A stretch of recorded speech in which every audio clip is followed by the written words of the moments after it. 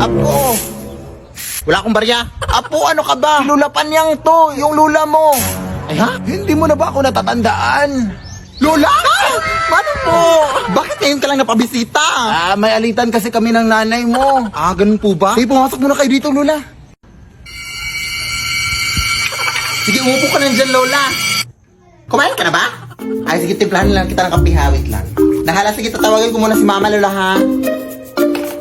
Nay, umuwi ka dito. Ay, nandito si Lola. Ha? Uy, Lola, may kutsara po, oh. Kainit po yan.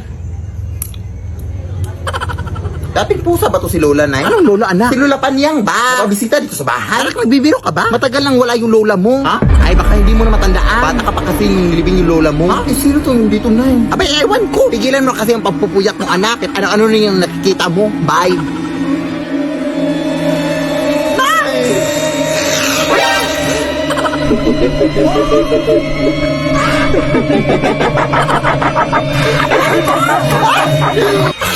Wag po, Lola!